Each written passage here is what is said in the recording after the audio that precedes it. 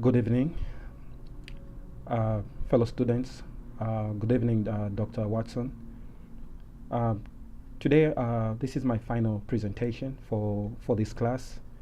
And today, I'll be talking about United States foreign policy and human rights of women in South Sudan with recent legislation and implementation. But before I go into my presentation, I want to take this time first to say thank you so much to Dr. Watson.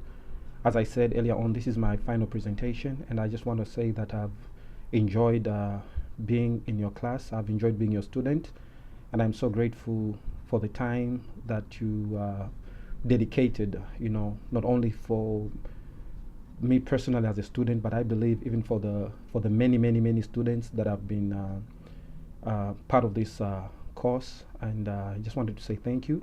I believe this is not the end of the road for me as concerning you being my professor. I know that I will always come back whenever I need your advice, whenever I need your guidance for every direction that I hope to take for future career goals, academic career goals. Coming back to the topic, United States foreign policy and human rights of women in South Sudan, and recent legislation with implementation. First, I want to say that foreign policy is a very important tool for every nation. In this instance, I believe that foreign policy is very important for the United States, for the women, for human rights of women in South Sudan. First, just a few background. Recently, statistics show that about 89.9% of women in South Sudan are actually living under the below the legal their legal rights. They are living under a regime that does not really respect the rights of women. Women have got very few. Women being the minority, they have got very few legal powers when it comes to parliament or congressional delegation. Women have got very few political responsibilities when it comes to government oversight, and as a result, it is important to look at this as a very critical situation for this nation. South Sudan is a nation that has been impoverished.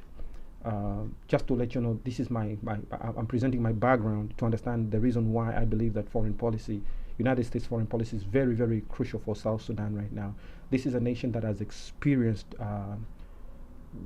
civil war. It has continues to experience sectarian violence, and it is for this reason that I from the research that I've done, I strongly come to the conclusion that as a Western nation and the most developed country in the world, the United States needs to actually formulate precisely its foreign policy towards Sudan, and specifically towards women, in order to empower women, to develop women's skills, to help women and realize their potential, their ability, not only in society, but that they can also become a political tool to help the government of South Sudan.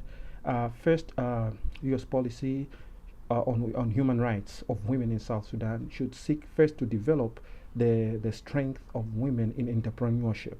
Entrepreneurship is very important because it can actually help strengthen the fabric society and culture of South Sudan, because women being most of the time women are the custodians of the family.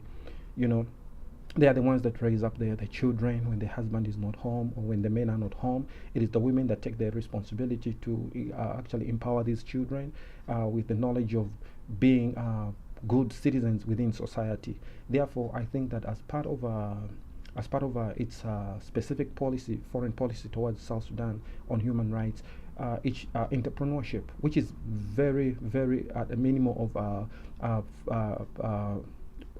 5.23%, of women in South Sudan can run their own business. in the rest of the population, it shows that women have very, very few say on anything and everything. Even when it comes to business, they are less likely to be empowered or even to sustain their own business. All these responsibilities are mainly left for men who handle these business enterprises. Secondly, the political empowerment of women in South Sudan should be encouraged. That means there should be civic organizations and branches of government in South Sudan that should be empowered through extension of U.S. foreign policy for South Sudan to help this nation achieve democratic principles, democratic goals, and objectives where women are the majority, and as a result, where women can have a say in the affairs of the country, you know. And thirdly, I also believe that, you see, U.S. foreign policy for human rights of women in South Sudan is going to set this nation exceptional.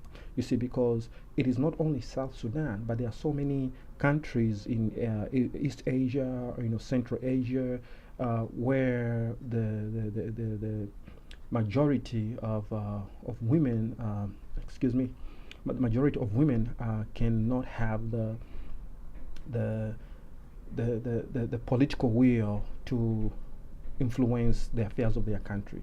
So I'm looking at a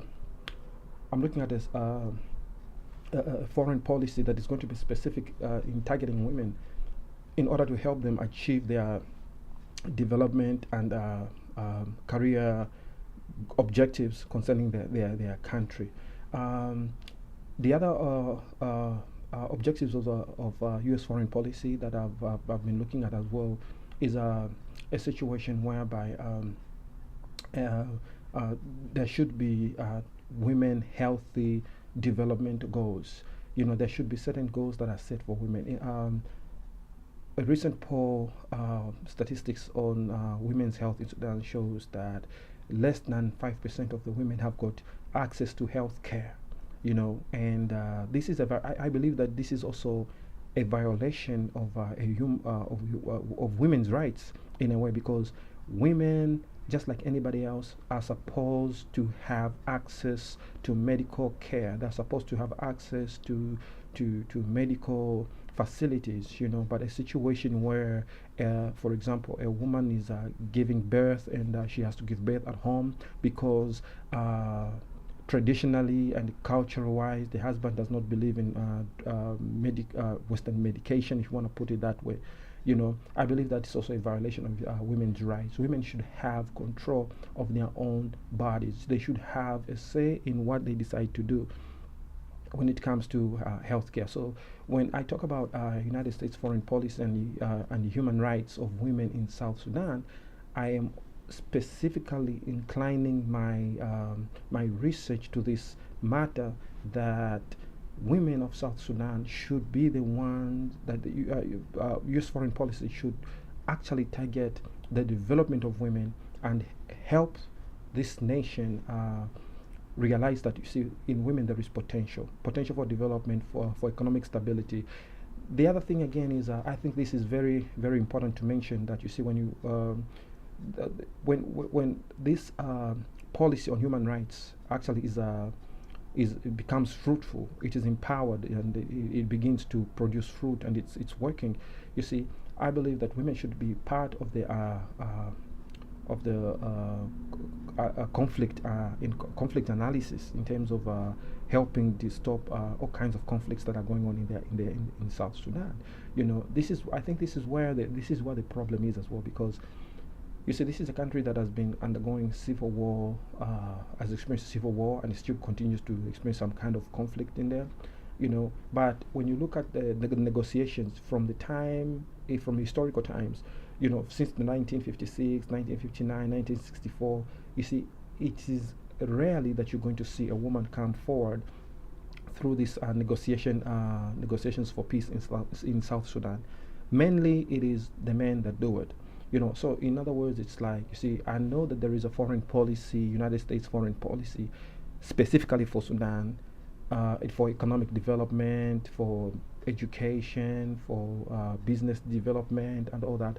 You see, but not so much academic literature comes forward to point out that there should be specific foreign within the foreign policy. There should be specific policy not only for general human rights, war crimes and everything and all that, but there should be a specific policy that targets women to help them develop into economic players, political players for South Sudan.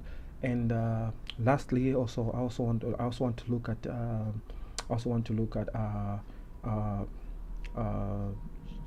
development when it comes to human rights. When women have got a say, they know their problems, they know their lack of ability, they know their difficulties, they know their resentments, and they understand all these things. So this specific policy on human rights, when it targets women, in other words, it's saying women should be empowered in the right way through this foreign policy, and not just a foreign policy that is general for the development of a country. There's foreign policy that is just so general and so wide that it's just aims to just uplift this country. No.